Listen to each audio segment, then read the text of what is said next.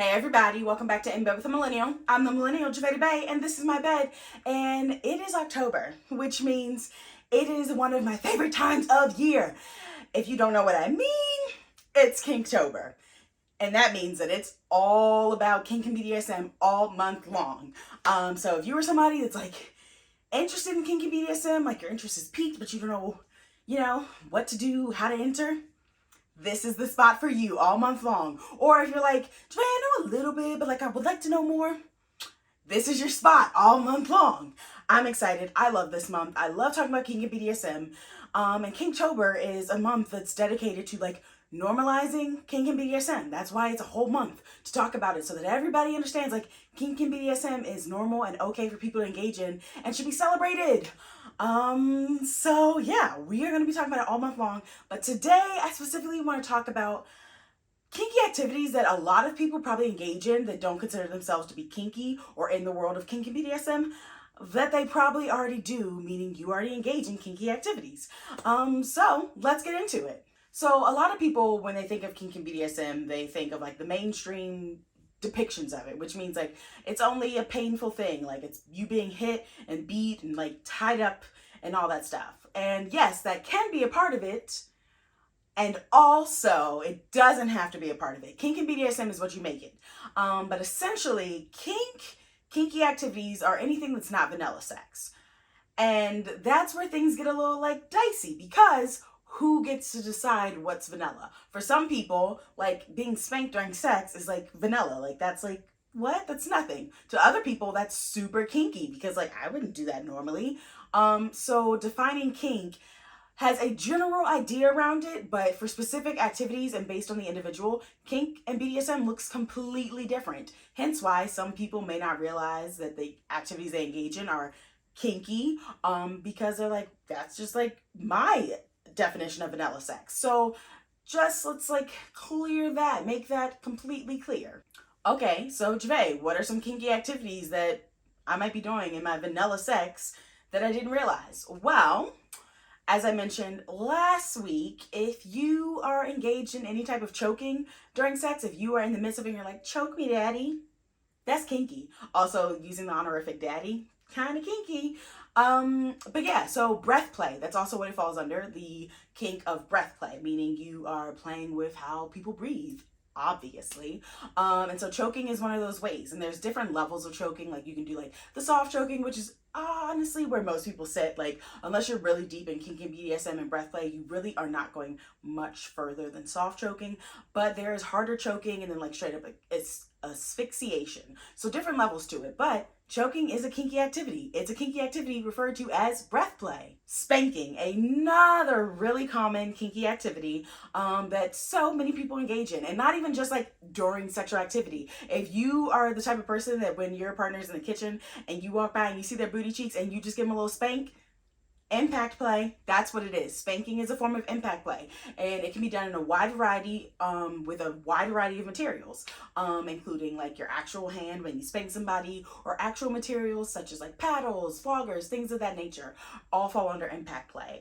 So yeah, if you are somebody that likes to spank your partner, it's kinky. You may not think so, but by the definitions of kink, it's kinky. Another kinky activity that I think we really don't talk about as being kinky is role playing, which you're probably like, Jave, that's just like, fun sex. Yes, it is. And depending on the depth and levels that you go to with your role playing, it can be extremely kinky, especially depending on the storyline you're picking and who your characters are. But role playing is a form of kink.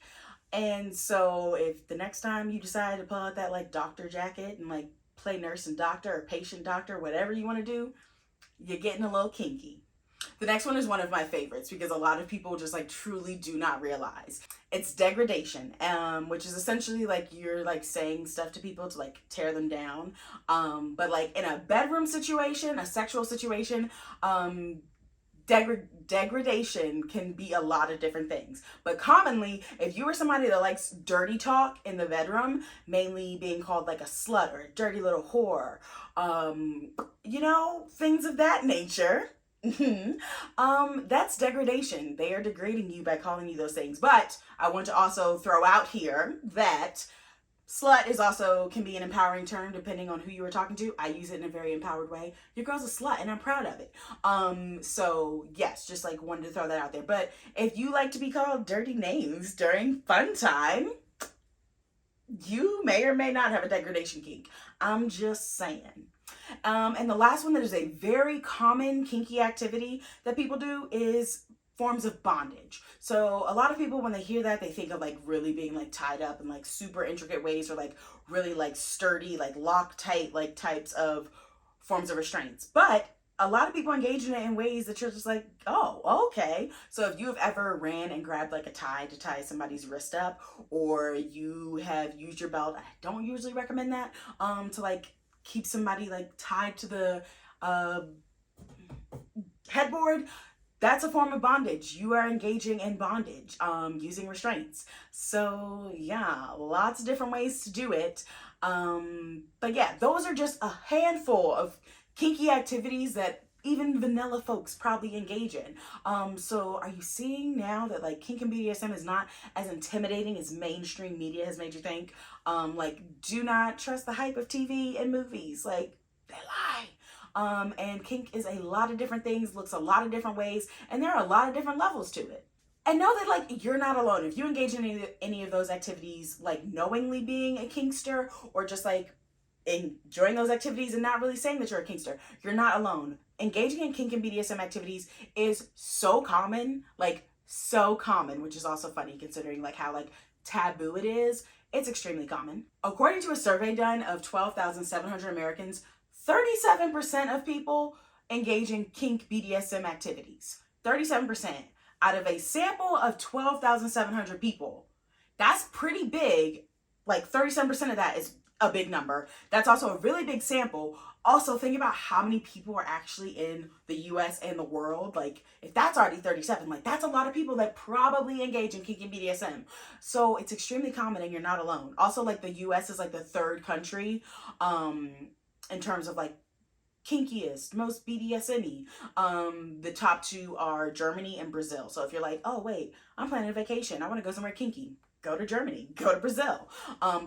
But yeah, it's extremely common. So don't think that you're like an outlier or like, I don't know, not typical. I'm not going to use the word normal because I don't like it, but like not typical because you engage in like kinky activities in the bedroom. No, you are with a large number of people who are just like you, and it's a-okay. And to further prove it, all this month I'm going to be talking about it. So make sure you come back next week. Make sure you subscribe to this YouTube channel, because why would you not be? And make sure you're following me on Instagram and TikTok, because even more content all about things kink and BDSM all month long on both of those platforms. Make sure you subscribe to my email newsletter, because so much stuff happening this month. Also, because if anybody boots me off of social media for talking about kink and BDSM, that's how you're gonna find me. My website and this YouTube channel. Hence why you should subscribe. But yeah, send this to a friend, send this to your partner and be like, hey, did you know we do kinky stuff? Send this to them.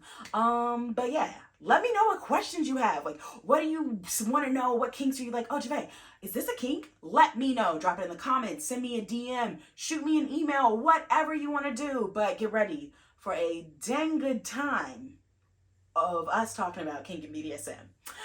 But until next time, I'm gonna see you later. Deuces.